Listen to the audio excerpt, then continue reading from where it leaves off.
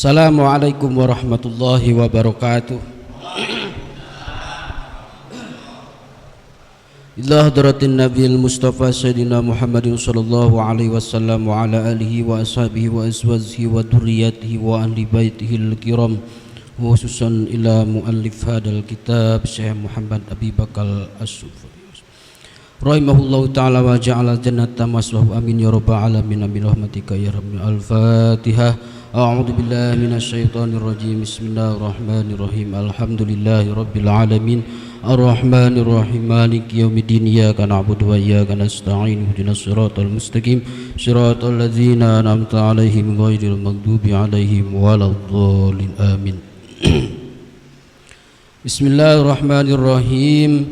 Alhamdulillahi rabbil alamin wal 'aqibatu lil muttaqin wala udwana illa 'alal zalimin.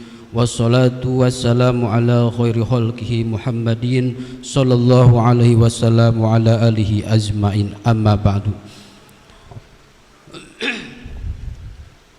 Para hadirin jamaah rahimakumullah yang sama-sama dirahmati Allah subhanahu wa ta'ala, pada kesempatan malam hari ini alhamdulillahirabbil alamin di Majlis At-Taqwa diadakan rutinitas pengajian kitab Mau'idhah Usfuriyah yang insyaallah akan dilaksanakan setiap 2 minggu sekali, di minggu pertama dan di minggu ketiga ya.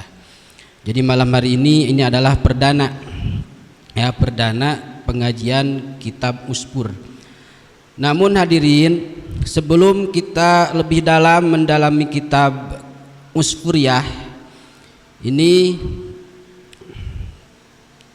perlu diketahui tentang kitab Usfuriyah ini. Nah, kitab Usfuriyah itu artinya burung pipit ya. Ini sebenarnya kitab ini kitab rekreasi sebenarnya. Jadi rekreasi itu bukan tahun baru aja, Pak. Rekreasi itu pengajian pun ada rekreasinya. Cuman bedanya rekreasi kita dengan kitab itu mendapatkan pahala. Kalau rekreasi kita liburan itu menghabiskan duit.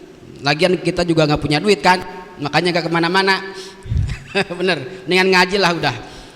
Di santri juga ada, Pak, di kita juga ada kitab rekreasi. Jadi kitab hiburan, dalam artian hiburan itu nggak ada maknanya, ada.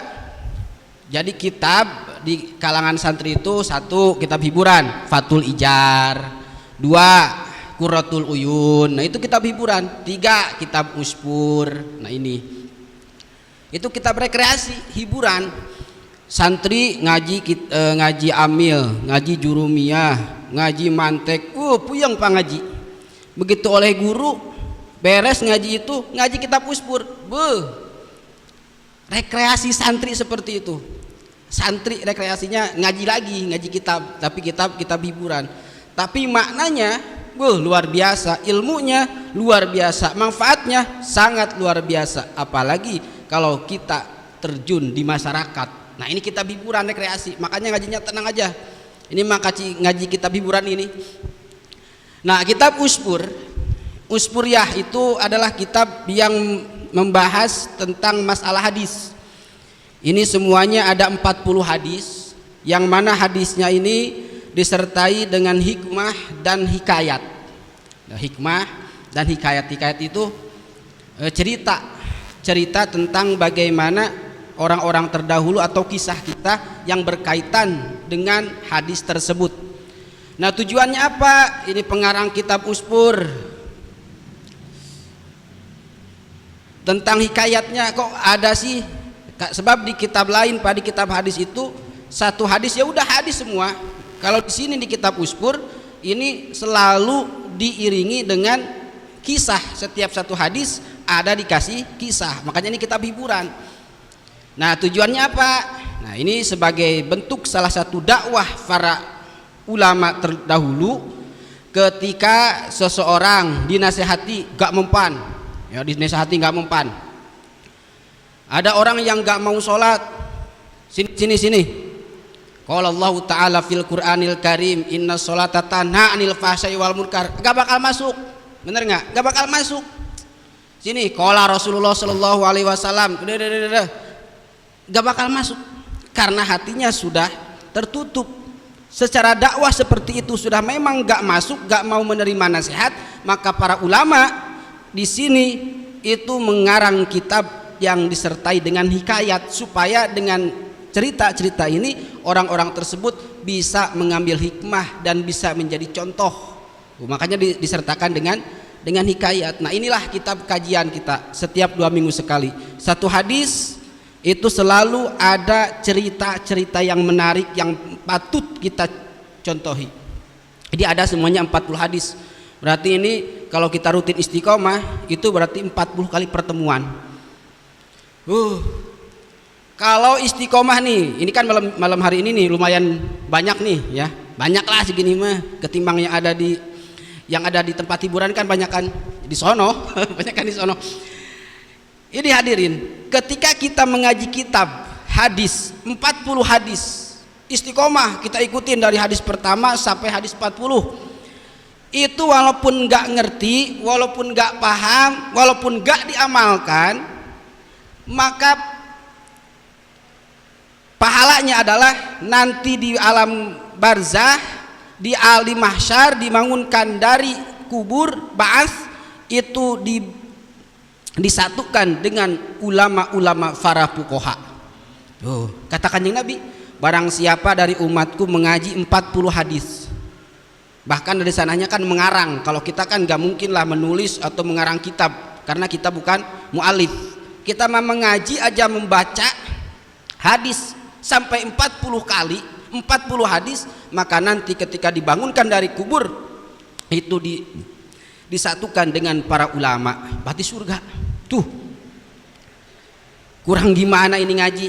Ya Allah Rabbil Alamin. Untung kan? Nah, untung yang ngaji. Nah, ini kitab Musfuriyah. Ini artinya burung pipit. Nah, kenapa dinamakan burung pipit? Sebab di hadis pertama ini ada kisah Sayyidina Umar dan burung pipit yang menjadi wasilah Sayyidina Umar mendapatkan kenikmatan di surga dan di alam kubur. Nah, ini nanti kita bahas. Nah, baik para hadirin jamaah rahimakumullah yang sama-sama dirahmati Allah Subhanahu wa taala, kita awali dengan hadis yang pertama di kitab Usfuriyah. Di hadis pertama ini an Abdillah bin Umar radhiyallahu anhuma. Ini hadis diriwayatkan oleh Abdullah bin Umar, berarti Sayyid Abdullah putranya Sayyidina Umar. Langsung ini menceritakan sosok seorang ayah. Berarti ini terpercaya sebab yang menceritakannya adalah anaknya, bukan tetangganya, bukan orang lain, tapi anaknya sendiri menceritakan bagaimana kisah seorang bapaknya. Nah, ini. Nah, hadisnya nih yang pertama. An Abdillah bin Umar radhiyallahu anhuma qala Rasulullah sallallahu alaihi wasallam ar-rahimuna yarhamuhumur rahman irhamu man fil ardi yarhamakum man fis sama. Ar-rahimuna utawi orang yang mengasihi, orang yang menyayangi. Ini hadisnya nih, hadis pertama. Orang yang mengasihi sesama makhluk, maka yarhamahumur rahman, bakal disayangi, bakal dicintai oleh Allah Subhanahu wa taala. Barang siapa yang mencintai sesama makhluk, barang siapa yang menyayangi sesama makhluk, baik makhluk hidup, baik manusia ataupun apa saja bentuknya makhluk, kita sayangi, kita jaga, kita cintai, maka yarhamuhumur rahman, Allah bakal mencintai kita. Nah, itu hadisnya. Hebat nih hadisnya nih. Ini jarang Pak, jarang diaji di majelis-majelis nih. Ini hanya khusus untuk santri-santri ini. Ini saya juga baru pertama kali membawa kitab Usfuriyah di tengah masyarakat. Nah, mudah-mudahan istiqomah Pak. Yes. Ini hadisnya. Barang siapa yang mencintai, menyayangi sesama makhluk, maka Allah bakal menyayangi kita. irhamu man fil ardi, sayangilah setiap makhluk yang ada di muka bumi. Man di sini Pak, man di sini itu kan maknanya harusnya man itu wong, orang, tapi man di sini bebas, bisa mudzakkar bisa muannas. Irhamu, sayangilah man, semua makhluk, baik manusia, manusia itu nanti kebagi, baik orang Islam, baik non Muslim, baik agama lain. Man di sini jamak.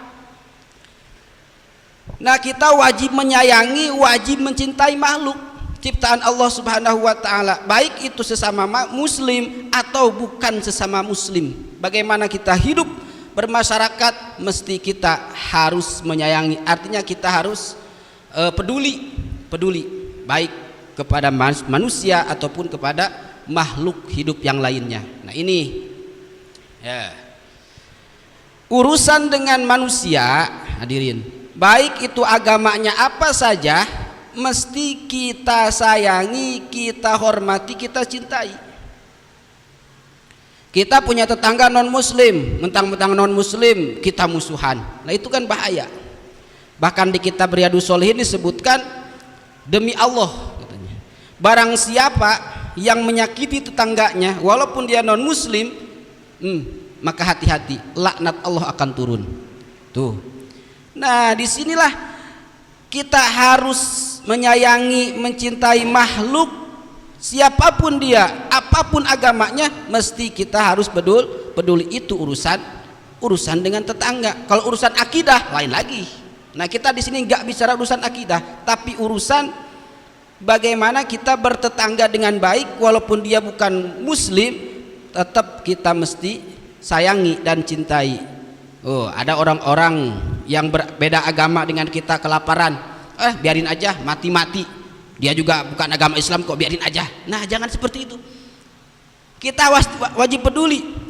Yarhamahumur Rahman, Allah bakal menyayangi kita. Terus apalagi ke hewan Pak, hewan. Nah, hewan itu ada kucing. Tuh, belum juga dibahas. Ada kucing di karpet, tuh kan, ada kucing di karpet. Lalu kita saking nafsunya, tuh kucing yang mana nggak tahu, kita hantem. Jangan seperti itu Pak, karena kucing nggak diberi akal seperti kita, layaknya akal seperti kita. Kalau kucing tahu, oh ini karpet buat sholat, nggak mungkin dia beol di sana. Kita cari WC tuh ke belakang. Justru kita nih yang menyiksa kucing, hati-hati, nanti ada pertanggungjawaban. Ada pertanggungjawaban. Ayam lewat ke musola, ayam siapa ini? Hantem, ayamnya Pak Kabul. Udah Pak Kabulnya, bukan ayamnya. Aduh, jangan nyalahin ayamnya, tapi salahin yang punya, yang memelihara ayamnya. Harusnya ayamnya emang nggak salah. Ya Allah, Rabbia Karim. Tuh, apalagi cacing Pak, cacing. Emang gimana gitu? Emang jangan dikira hewan-hewan itu kayak kucing, ayam, emang nggak mendoakan ke kita? Mendoakan Pak. Nanti kan di akhirat nanti akan dipinta pertanggungjawaban. Siapa yang pernah menyiksa aku, kata kucing, nanti di akhirat akan aku pertanyakan. Tuh, ada hisabannya, ada hisabannya. Ayam pun sama seperti itu, ada hisabannya. Tapi sisi baiknya, hadirin, hewan-hewan ini selalu mendoakan orang-orang yang menyayangi. Emang kenal sama orangnya? Kenal gak kenal itu sudah menjadi kodratullah, kekuasaan Allah. Kita nggak akan tahu. Pernah nggak kita kenalan dengan ayam kita? Siapa nama kamu? Kabul bin Slamet. nggak pernah. Tapi ayam tahu, Pak Kabul suka ngurusin aku, suka ngasih makan setiap pagi. Didoakan, mudah-mudahan ya Allah Pak Kabul rumah tangganya sakinah, dimasukkan ke surga sebab mengurusi aku. Tuh, yakin. Ayam, kucing selalu mendoakan siapa saja yang mereka tolongi. Jangan dikira itu hal sepele. Ya Allah, Rabbia Karim, hal sepele. Dan yang paling hebat itu adalah hewan cacing Pak, yang sering mendoakan itu hewan cacing tanah kan keluar nih supaya nggak keinjek sama kita. Udah kita masukin lagi ke tanah, kubur, cacing saat itu, ya Allah, ini orang sudah menyelamatkan aku dari kematian, maka tolong nanti masukkanlah ia ke surga. Keterangannya seperti itu. Ini mamalah, mana ngambil cacing buat apa? Buat mancing. Wah, udah pembantaian massal ini mah. Paus. Harus minta maaf, Paus. Minta maaf. Takut nanti di akhirat dipinta pertanggungjawaban. Ya Allah, ya Rabbi ya Karim. Aduh.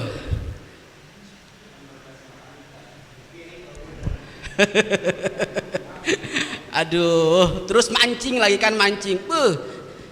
Ikannya ditipu, saya dikasih makan. Begitu dimakan, wah, sakit. Nih hati-hati, hati-hati nih, tukang pancing. Tukang mancing. Aduh, 2 kali. Ya Allah, ya Rabbi ya Karim. Pernah kan mendengar bahwa setiap kita berangkat ke pengajian, melangkahkan kaki ke majelis, melangkahkan kaki ke musola untuk ibadah, setiap makhluk hidup yang ada di laut, di air itu mendoakan kita, memberikan istighfar, supaya orang yang melintas itu mau ngaji itu supaya didoakan supaya dosa-dosanya terampuni. Nah itu seperti apa? Ya ikan, seperti itu kan berarti hidup. Nah terus kita pancing, ditipu lagi. Dikasih makan, tahu-taunya wah udah paus. Ya Allah, ya Rabbi ya Karim. Aduh.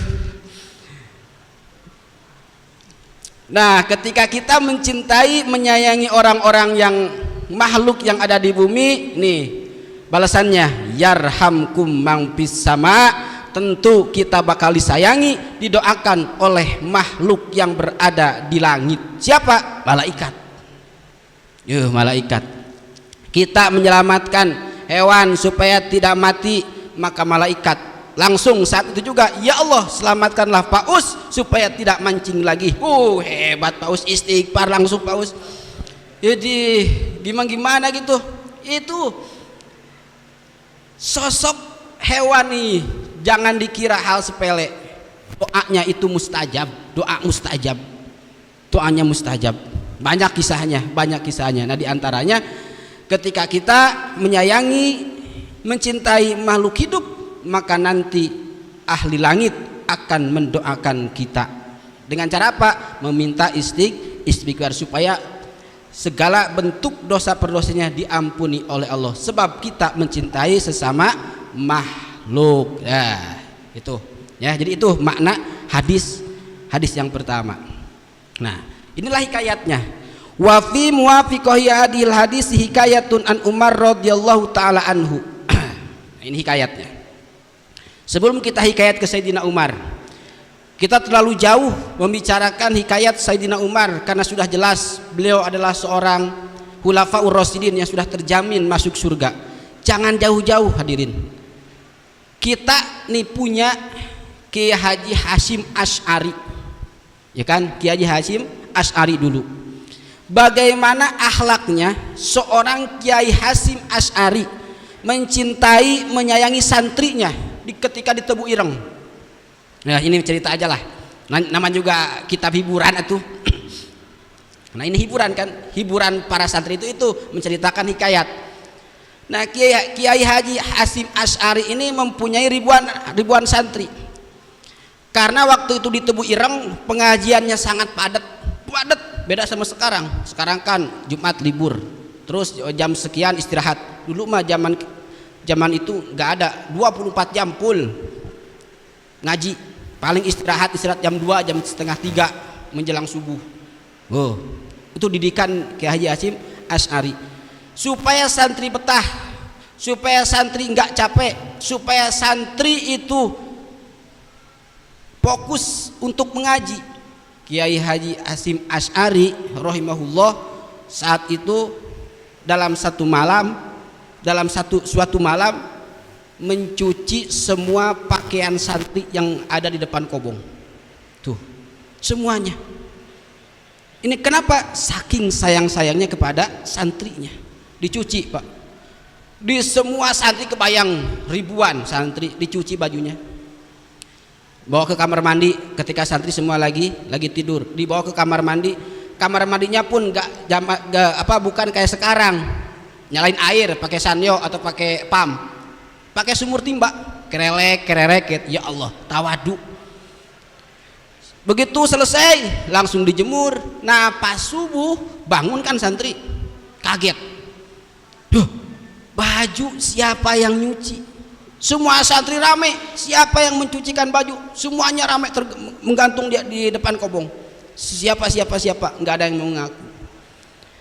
Selang beberapa hari akhirnya ketahuanlah bahwa yang mencuci adalah gurunya.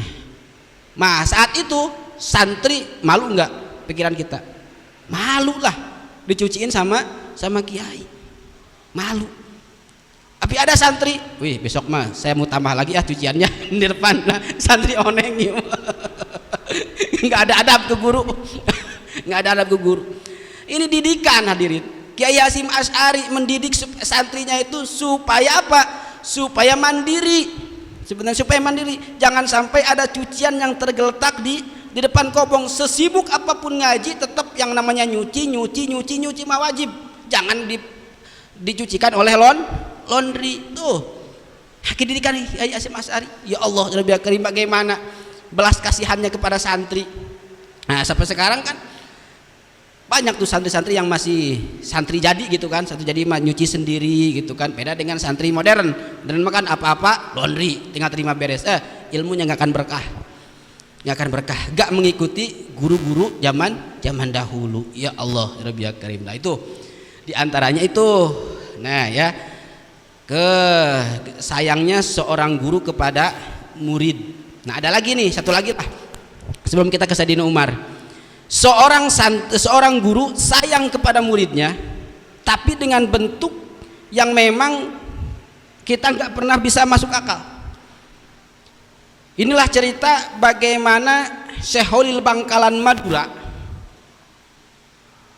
yang terkenal sekarang dengan kewaliannya, banyak ribuan jamaah jarah ke Bangkalan. Dulu Kiai Syekh Holil Bangkalan mempunyai muridnya bandel. Setiap malam selalu mengambil pepaya gurunya. Ini santri ceritanya. Ini berbentuk didikan. Nah, terus adalah yang laporan, mama itu pepaya yang sudah mateng sudah diambil sama si Anu. Ada yang laporan tuh. Kata Syekh Holil, panggil dan bawa pepayanya ke sini dalam keadaan utuh. Dipanggil, ternyata benar pepayanya masih utuh, belum dimakan. Begitu dipanggil, kata Syekh Holil, wahai muridku, makanlah pepaya ini di depan aku, habiskan, jangan sampai ada yang kelewat, sampai biji-bijinya pun wajib dimakan. Malu nggak waktu itu? Malu kan? Habis sampai habis. Setelah habis bagaimana? Disuruh pulang, diusir. Pulang kamu ke kampung. Pulang. Jangan balik lagi ke sini. Pulang. Hebatnya ketika di kampung, ketika diusir oleh Syekh Holil Bangkalan, pulang ke kampung, ternyata luar biasa. Majlis sudah disiapkan, masjid sudah disiapkan, calon istri sudah dipersiapkan, langsung nikah. Tuh. Begitu nikah, semua kitab yang pernah diaji di Syekh Holil Bangkalan, begitu buka kitab, sama, gak ada yang kelewat. Ya Allah, Rabbi Karim, jadi kiai besar, jadi kiai gede di Jawa Timur. Begitu mendengar santri-santrinya, oh si Anu sudah menjadi kiai mapan, si Anu sudah menjadi kiai masyhur, si Anu sudah menjadi kiai terkenal sebab memakan pepaya yang disuruh oleh Syekh Holil Bangkalan, hasil maling. Berarti itu bukan pepayanya. Nah ditanyalah kenapa sebabnya. Kata Syekh Holil, saya sudah tahu dia itu setiap malam suka ngambil pepaya. Nah, ketika terakhir dia ngambil pepaya, saya sebenarnya itu bukan menyuruh dia memakan pepaya, tapi secara tidak langsung saya menurunkan ilmu kepada dia. Putuh disebutnya. Ya Allah, sakit apa? Sayangnya. Ada lagi santri, wah saya besok mau maling, mau ngambil pepaya supaya jadi kayak dia. Begitu dia maling, ternyata nggak dipanggil. Kata Syekh Holil, sabodo amat. Gagal ini santrinya tuh. Ya Allah, ya Karim. Nah itulah, jadi nggak akan kebaca. Bentuk apapun perlakuan guru kepada kita itu semata-mata sayang kepada muridnya. Banyak contohnya. Jangan jauh-jauh kepada sahabat. Tuh guru-guru kita di zaman kemarin-kemarin. Ya Allah, ya Karim. Nah ini cinta kepada sesama makhluk maka bakal dicintai, disayangi oleh orang-orang ataupun makhluk yang ada di langit. Nah ini kisahnya hadirin. Sebelum kisahnya. Dari kisah hadis ini yang diceritakan oleh anaknya Abdullah bin Umar, ini yang menceritakan langsung anaknya, berarti ini valid nih, bukan hoak nih. Kata Abdullah bin Umar, kana yamsi fi sikakil Madinah. Suatu hari Sayyidina Umar radhiyallahu an berjalan di satu jalan di Madinah. Nah ini Sayyidina Umar ketika menjadi khalifah. Faro'a sobian kana fiyadi usfurun. Sebenarnya ini kisah ini sudah saya pernah bahas di kitab subuh nih, tapi lupa lagi pas waktu mana, nanti Bapak juga bakal paham. Oh cerita yang ini. Nah ini kitabnya. Nah Sayyidina Umar suatu hari berjalan di tengah-tengah jalan di kota Madinah. Sayyidina Umar ini kalau bahasa kita zaman sekarang mungkin bahasa kerennya adalah belusukan. Jadi belusukan itu zaman sahabat itu sudah ada Pak. Jadi bukan karangan-karangan baru-baru ini, dari zaman Sayyidina Umar pun Sayyidina Umar suka belusukan. Tapi tujuan Sayyidina Umar belusukan ini adalah satu, tujuannya untuk mencari orang yang kesusahan. Dua, untuk membenarkan sebuah kesalahan. Itu tugas Sayyidina Umar sebagai khalifah. Nah, di suatu hari Sayyidina Umar ketika berjalan di kota Madinah, faro'a sobian kana fiyadihi usfurun. Ada seorang anak kecil yang membawa satu ekor burung pipit. Satu ekor burung pipit. Dimainin nih burung pipit atau burung pipit ini burung kecil kan, dimainin. Wah, gitu gimana sih anak kecil? Seumuran si Kajim lah. Cuma si Kajim mainin burung pipit. Kawakana yal abu bihi farohima, dalam hati Sayyidina Umar, aduh kasihan amat itu burung, sampai gitu bagaimana rasanya, sedih mungkin itu burung kalau bisa ngomong mah, kata Sayyidina Umar dalam hatinya. Nah saking cintanya dan kasihannya Sayyidina Umar kepada burung tersebut, akhirnya pastarahu minasobi fa'taqahu Sayyidina Umar, ceng mau gak aceng nih dibayar, ini pakai uang, burungnya buat saya, dibeli.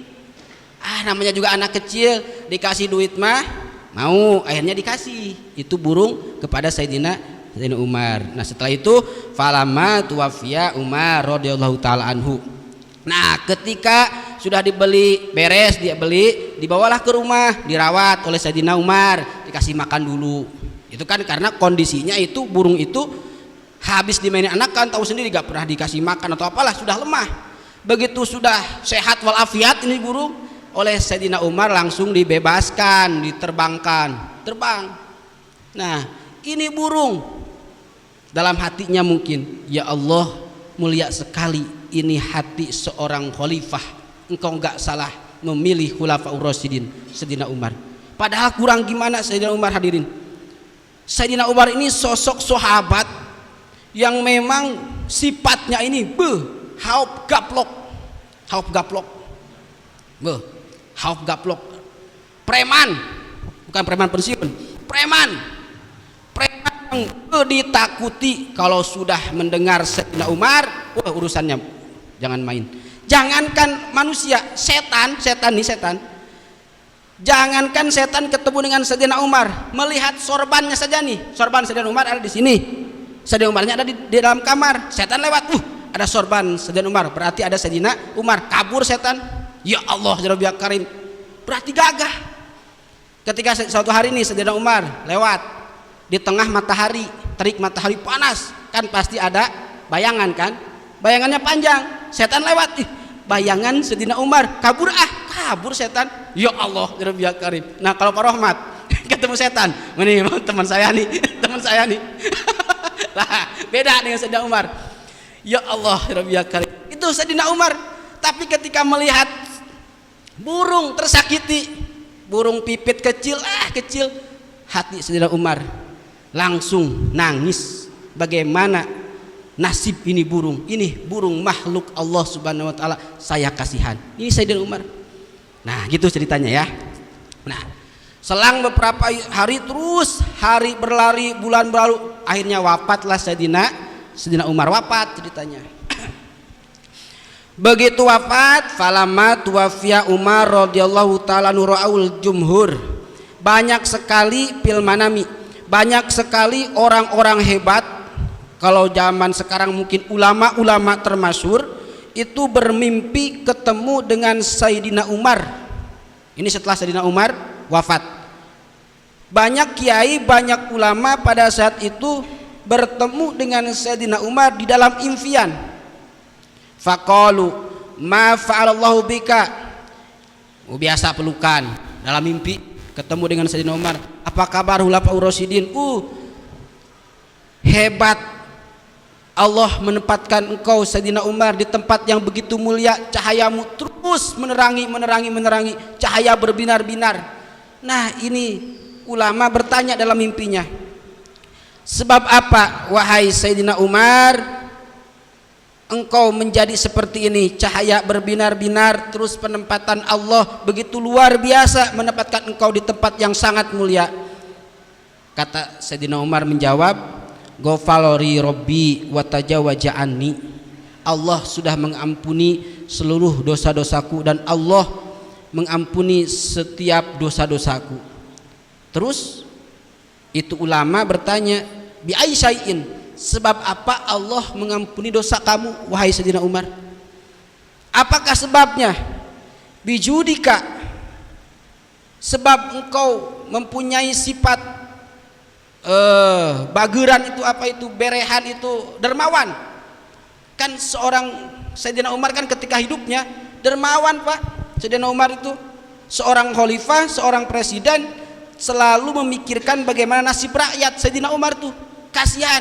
Tadi ketika Sayyidina Umar belusukan, siapa orang yang kelaparan diberi makan. Sayyidina Umar, apakah dengan sebab itu Allah mengampuni wahai Sayyidina Umar? Kata Sayyidina Umar, bukan sebab itu. Lalu au bi'adlika, atau dengan keadilanmu ketika engkau menjabat menjadi khalifah, ketika engkau menjabat menjadi presiden, engkau adil, Allah mengampunimu. Kan Sayyidina Umar itu yakin pasti adil. Kata Sayyidina Umar, bukan sebab itu. Au bijuhdika, atau sebab juhud engkau menjadi presiden tapi engkau selalu zuhud terhadap dunia, artinya engkau tidak terlena dengan jabatan. Kata Sayyidina Umar, bukan sebab itu Allah mengampuniku. Kata Sayyidina Umar, gini ceritanya, kalau pengen tahu ya kepo berarti ini kan, kiai kan, kiai kepo nih. Kata Sayyidina Umar gini, yang saya mendapatkan tempat yang mulia di sisi Allah, terus cahayaku berbinar-binar.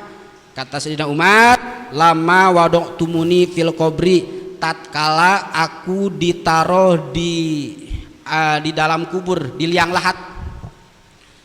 Terus wasar tamuni, terus orang-orang menutupi aku biturabi, dengan tanah, dikubur. Watarok tumuni, setelah beres dikubur aku ditinggalkan wahidan, sendiri. Kata Sayyidina Umar, setelah orang-orang meninggalkanku di kebun, orang-orang pulang ke rumah, anak-anakku pulang ke rumah, istriku pulang ke rumah, aku wahidan dalam keadaan sendiri. Fadakhola alayya malakani mahibani, datanglah dua malaikat kepadaku. Siapa malaikat tersebut? Munkar wa nakir. Setelah malaikat munkar wa nakir datang kepadaku, toro akli war ta'adat mafasili. Kata Sayyidina Umar, aku merasa kaget, aku merasa bergetar ketika melihat dua malaikat munkar wa nakir, bahkan hampir putus setiap tulang-tulang yang ada di dalam tubuhku.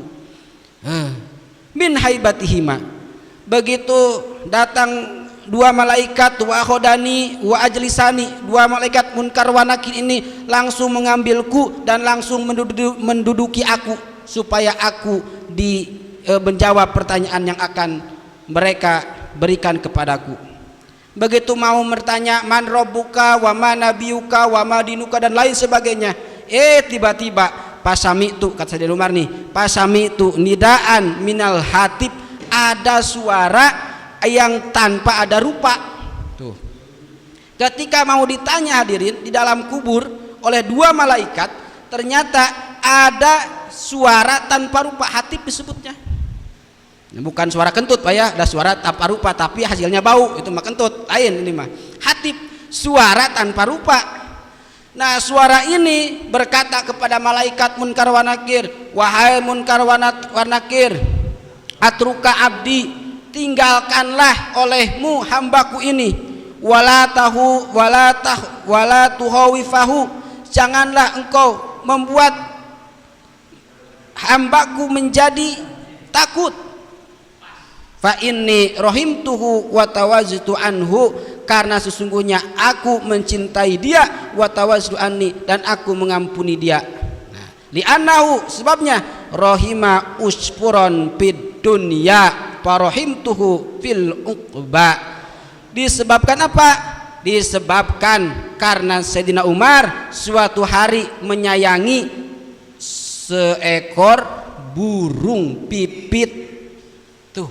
Selamat dari siksa kubur dan pertanyaan Munkar wa Nakir. Itu gara-gara membeli burung, kasihan diterbangkan. Kalau kita mah beli burung dipiara, dikurung, wah udah malaikat nggak bakal nanya lagi, langsung dihantem. Atau burung kan punya kehidupan masing-masing, malah dikurung. Ya Allah ya Rabbi ya Karim, ini gak beda dengan Sayyidina Umar. Sayyidina Umar beli burung, dibebaskan. Ini hasilnya adalah di alam kubur ia selamat dari pertanyaan Munkar wa Nakir. Nah, jadi inilah kisah Sayyidina Umar yang patut kita contoh.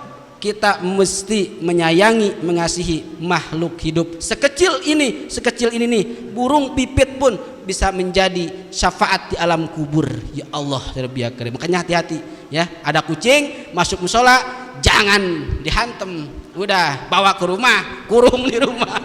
Waduh sama aja.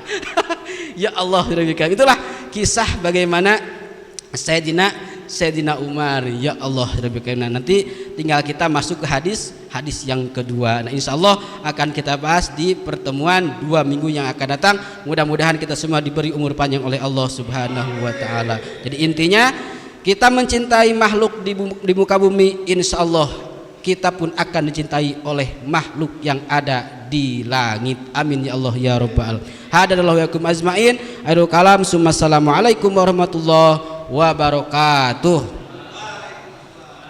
Ya Rabbi